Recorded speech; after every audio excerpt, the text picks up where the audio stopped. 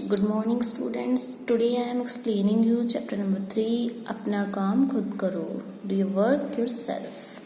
इस लेसन में हमको बताया गया है कि जो भी अपना काम है हमें खुद करना चाहिए, हमें किसी पर डिपेंड नहीं होना चाहिए. चलिए पढ़ते हैं. गेहूं के खेत में एक चिड़िया अपने 3 छोटे बच्चों के साथ रहती थी. गेहूं के पौधे बहुत बड़े हो गए थे, इसलिए इनको कोई देख नहीं सकता था. मतलब कि गेहूं के पौधे जो थे वो काफ़ी बड़े हो गए थे, तो उसमें चिड़िया और उसके बच्चों को कोई देख नहीं सकता था. जब चिड़िया बाहर चली गई थी तब बच्चे वहीं उछल कूद करते थे. कुछ दिन कर जाने के बाद गेहूं के पौधे और भी बड़े हो गए थे. चिड़िया के बच्चे भी कुछ बड़े हो गए थे, लेकिन वे अभी उड़ नहीं सकते थे. मतलब वो बड़े तो हो गए थे, लेकिन वो इतने बड़े नहीं हुए थे कि वो उड़ जाएं. एक दिन वे खेल रहे थे.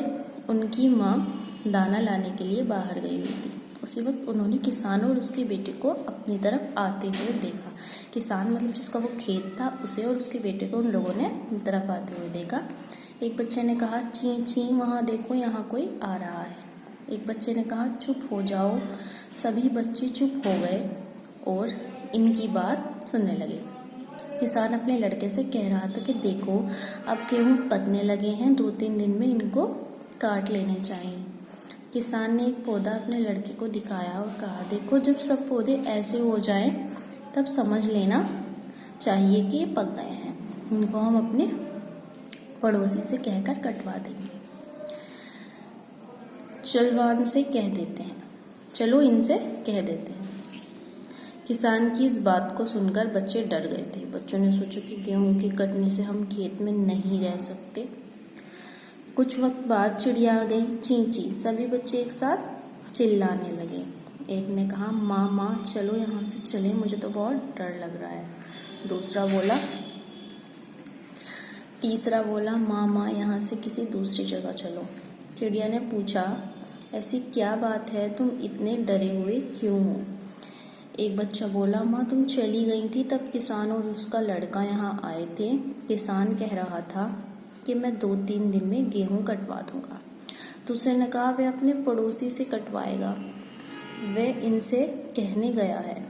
ये सुनकर चिड़िया ने कहा, तो फिर डरो मत, उसके पड़ोसी गेहूं काटने नहीं आएंगे, हम यहीं रहेंगे. 3 दिन गुजर गए, गेहूं काटने कोई नहीं आया. अगले दिन चिड़िया बाहर गई थी तब किसान और उसका लड़का फिर खेत पर आए. किसान ने कुछ पौधे हाथ में लेकर कहा, पड़ोसी तो नहीं आए, गेहूं और भी ज़्यादा पक गए हैं, इनको काटने के लिए कल मैं अपने भाई को ज़रूर भेजूंगा. चलो हम उनसे कहते हैं. जब शाम को चिड़िया खाना लेकर घर आई, बच्चों ने उसको सारी बात बताई. चिड़िया ने कहा, डरो मत, उसके भाई भी नहीं आएंगे, उनके पास अपना बाग है.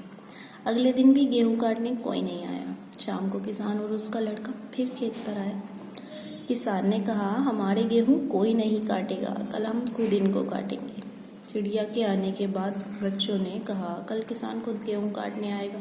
चिड़िया बोली, किसान कल गेहूं काटने ज़रूर आएगा. इसने समझ लिया है कि अपना काम अपने आप ही करने से होता है. अब हमको यहाँ से किसी दूसरी जगह चल देना चाहिए. अब तो हम उड़ भी सकते हैं.